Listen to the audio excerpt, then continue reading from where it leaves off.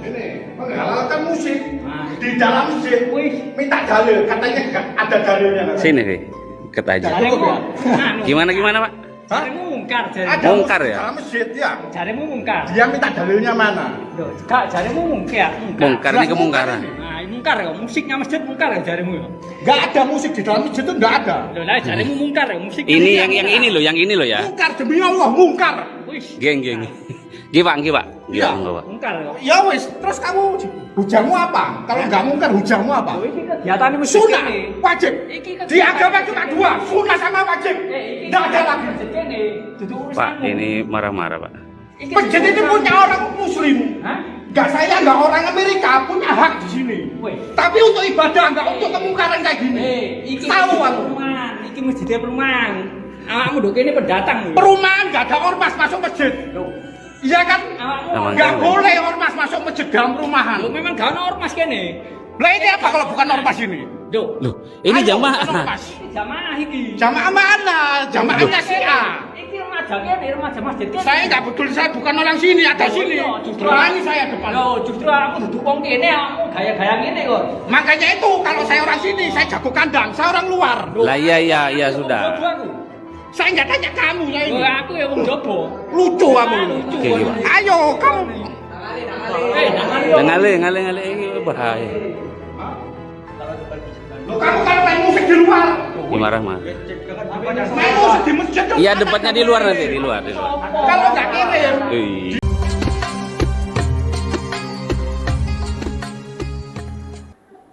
Adapun jika tidak diiringi dengan kemaksiatan dan di situ ada satu hal yang baik dan bagus, maka menurut mayoritas ulama hukumnya adalah diperbolehkan. Dalilnya, pertama, hadis dalam Sahih Bukhari dan Muslim, dalam Sahih Bukhari dari Aisyah radhiyallahu taala anha disebutkan di situ annaha zaffat imra'atan ila rajulin minal ansar. Satu ketika Aisyah istri Nabi sallallahu alaihi wasallam mengantarkan pengantin perempuan kepada seorang laki-laki dari kaum Ansar. Faqala Nabi sallallahu alaihi wasallam, maka sebelum berangkat Nabi bertanya kepada Aisyah, "Ya Aisyah tu, maka ma'akum lahun fa'inal ansar yu'jibuhum al-lahun." Wahai Aisyah, kenapa kalian tidak membawa lahun? Karena orang Ansar itu suka atau sangat menakjubkan lahunnya. Lahun di sini dijelaskan di jalur sanad lain dari Syarif rahimahullah taala. Dari riwayat Syarif, Nabi berkata, "Fahal ba'athtum ma'aha jariyatun tadribu bituf wa tughanni." Wahai Aisyah, apakah kamu tidak mengutus bersama pengantin perempuan ini seorang budak perempuan yang nanti budak perempuan ini bisa menabuh rebana dan bernyanyi di pernikahan perempuan mendapatkan laki-laki dari kalangan Ansor itu? Lebih detailnya hadis ini dita'liq oleh Syekh Mustafa Al-Bugham, menyebutkan diantaranya bentuk lahun di situ adalah mubahun kantor bituf, menabuh rebana, dan ghina'un laisa fihi wasfun bin mafatin, dan nyanyian yang di dalamnya tidak ada sifat-sifat yang menfitnah, tidak ada isinya itu bukan hal-hal yang jorok, yang haram. Dalil pertama ini menunjukkan pada kita bahwa Nabi sendiri itu usul kepada Aisyah untuk membawa jariyah, budak perempuan yang nanti nabuh rebana di tempat tersebut.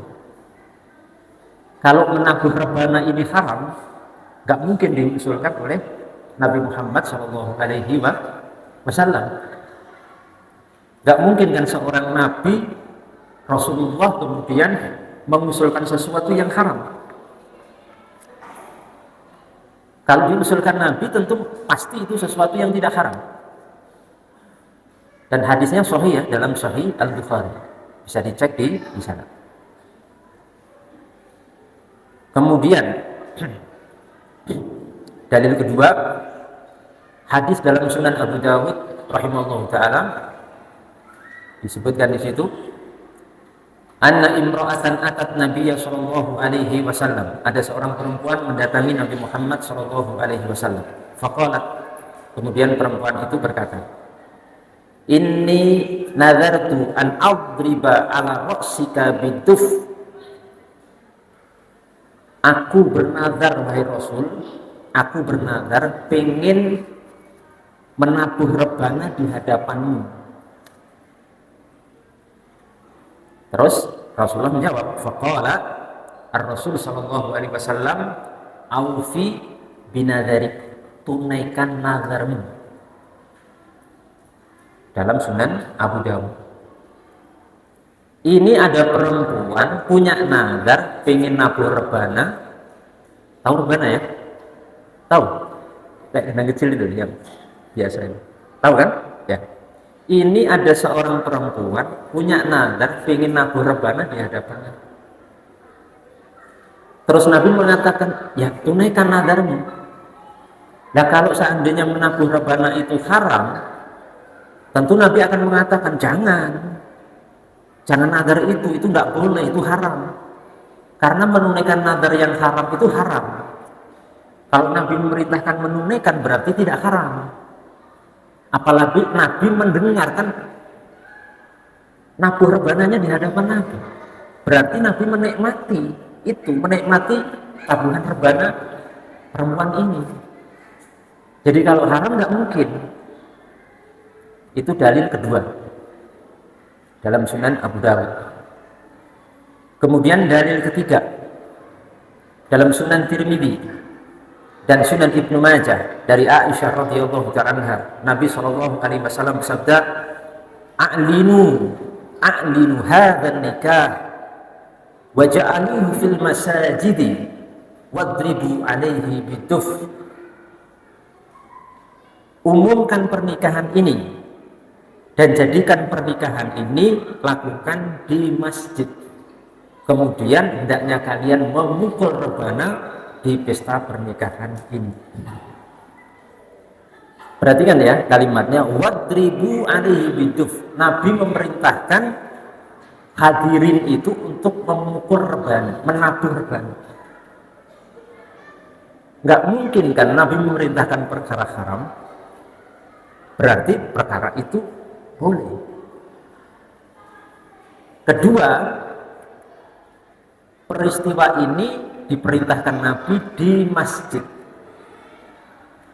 Menabuh rebana itu fil masajid, di masjid. Menunjukkan akan bolehnya memukul rebana, menabuh rebana di masjid. Tentunya di luar waktu-waktu sholat. Tentunya di luar waktu-waktu orang sedang zikir. Misalkan ba'da zuhur jam 2 ada pesta nikah di sini. Terus nabuh rebana. Hadisnya dalam Sunan Tirmidzi dan Ibnu Majah. Kemudian penjelasan ulama. Imam Nawawi rahimahullah taala menyatakan, dinukil oleh Imam Ibnu Hajar Al-Haythami.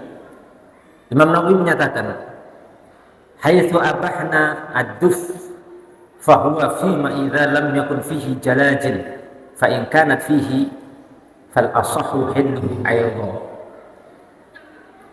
Kami membolehkan untuk menabuh rebana. Rebana yang tidak ada jalajilnya. Jalajil itu gentang. Tahu gentang? Apa gentang itu? Aduh, gampangannya gini aja. Rebana itu kan ada gemerincingnya di pinggir-pinggir. Tahu kan? Kalau dipukul itu suara rebananya sama gemerincingnya. Jreng gitu. Paham ya? Ya kurang lebih itu. Itu gemerincing pinggirnya itu namanya jalajil. Imam Nawawi membolehkan rebana yang tanpa gemerincing, tapi yang dengan gemerincing pun menurut pendapat yang paling ashah, yang paling sahih, yang paling benar adalah juga boleh. Berarti rebana yang ada gemerincingnya ataupun tidak, hukumnya boleh sesuai penjelasan Imam Nawawi dengan dalil-dalil yang di atas tadi. 3 dalil ya, atau 4 dalil. Sebenarnya lebih banyak lagi, karena waktu yang saya batasi 4 saja. Kemudian masih pernyataan Imam Nawawi juga, perhatikan.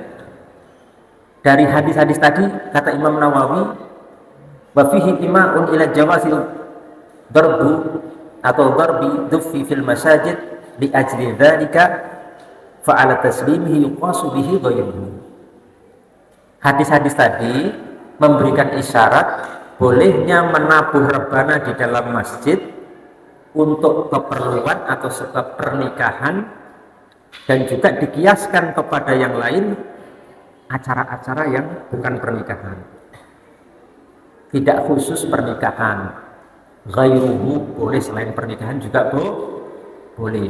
Ini yang menyampaikan bukan saya, tapi Imam An-Nawawi rahimahullah ta'ala. Bisa dicek ucapan ini di kitab Kafur Ri'a an Muharramatillah was-Sama'. Dicek di situ, insya Allah nanti akan hadirin jamaah ketemukan pernyataan Imam Nawawi di sini. Kemudian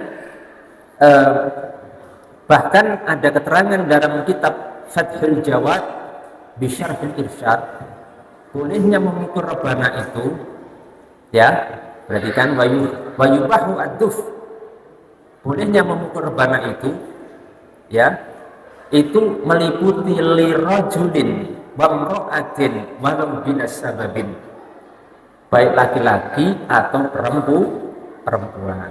Jadi tidak khusus perempuan, laki-laki memukul rebana, nabuh rebana juga boleh, ya, tidak khusus perempuan. Walaupun hadisnya itu perempuan, tapi ada kaidah al-ibratu bi umumil lafz la bi khususis sabab. Yang jadi patokan itu bukan kekhususan lafaz, tapi keumuman maknanya. Makna intinya itu Nabi membolehkan menabuh rebana, walaupun peristiwanya pada perempuan, tapi tidak menunjukkan yang boleh hanya perempuan. Bisa dilihat di kitab Fathul Jawad bi Syarhi Al-Irsyad. Kemudian yang berikutnya, ada seorang ulama Hanafiyah, Imam Abu Yusuf rahimahullah ta'ala, juga ditanya tentang masalah memukul atau menabuh rebana ini. Kemudian beliau menjawab, la ba'sa fi dzalika, tidak mengapa dengan hal itu, artinya boleh. Dan saya lakukan riset, saya teliti, dari kalangan para ulama salaf itu ada mereka juga yang nabuh rebana. Di antaranya Imam Izzuddin bin Abdissalam, imam besar, ulama besar, Izzuddin bin Abdissalam, itu ternyata diriwayatkan juga nabuh rebana. Juga Imam Ibnu Daqiqil Id, imam besar Ibnu Daqiqil Id, itu juga apa? Nabuh rebana.